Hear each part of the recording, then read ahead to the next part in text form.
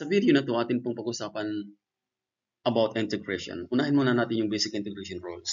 Pero balik muna tayo sa derivative, since ang derivative po is the inverse of the integration. So, ibig sabihin, if we try to find for the derivative of this 6x, that's equals to 6. We just simply subtract the exponent always by 1, kaya po naging 6 na lamang po yun. Dito po, ganun din po mangyayari, that's equals to 1. But we have first to multiply 2 times 12, that's equals to 24. And that's equals to minus 1. Ang matitira is 16 na lamang po. Therefore, the derivative of this is 12x minus 16.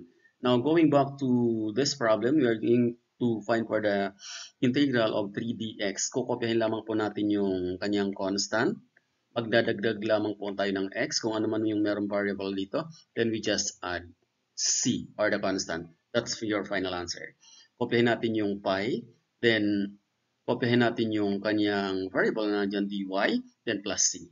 Kopyahin natin yung e and z, then plus c. Pagdating dito, meron na po tayong exponent. So therefore, dito naman po, instead na mag-subtract tayo, we will have to add your exponents. So this will become plus 1. Then therefore, ito po ay magiging x raised to the n power. Yung atin pong exponent ay ilalagay din po natin as our numerator. Then yung dx is your c. Therefore, your final answer is, that is x raised to the n power plus 1 over n plus 1 plus c.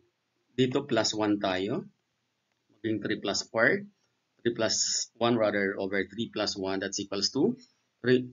Add po natin itong exponent. Add po natin itong exponent. Kopyahin lamang po natin the remaining values.